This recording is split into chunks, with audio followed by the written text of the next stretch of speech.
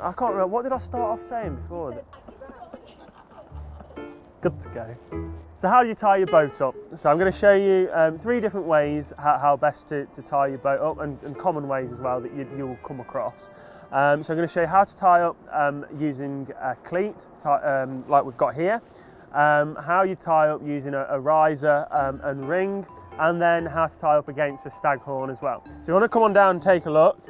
This is a cleat. They come in all different shapes and sizes, but this is the most commonly seen size that you come across. So we're going to go around with a rope like that, so this allows for any movement. And then we're going to go in a figure of 8.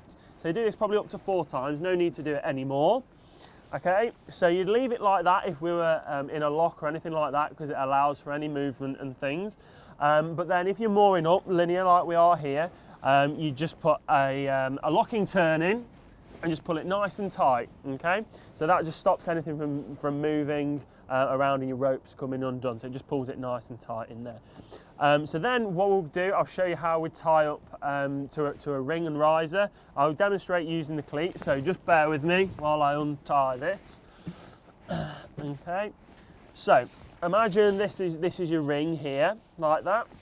So you get the tail end of your rope and feed it through, okay? And then we're going to go through again, like that. And then, so that's a round turn, then we're going to put 2 half hitches in. So simply put it through, like that, and down.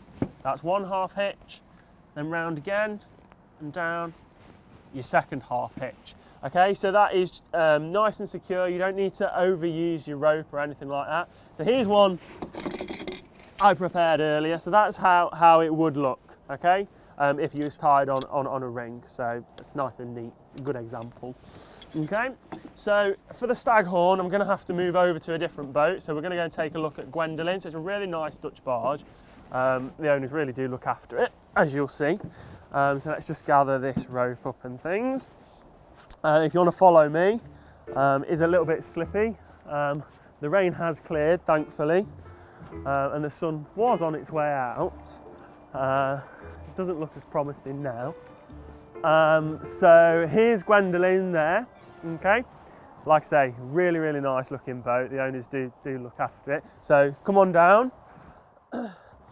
One key thing to remember is your ropes. You know, don't get them all tangled up and things. Keep them nice and neatly coiled like that. So this is your staghorn there, okay? So it's very similar to the cleat in what I'm going to show you. So I'm just going to pull the boat in slightly as it's drifting over. Okay, so we're going to go round once, again, like we did on the cleat. Then we're going to go with a figure of 8 again. So literally wrap it round like that, up to 4 times, no more. Like I say, don't have to overcomplicate things. Pull it nice and tight, and that's got it there. So it's going nowhere. So you can put as much weight on that as we need to, you know, when you're mooring up and things. Like I say, going nowhere. So they're your 3 knots. Go away, use them, see how you get on. Good luck.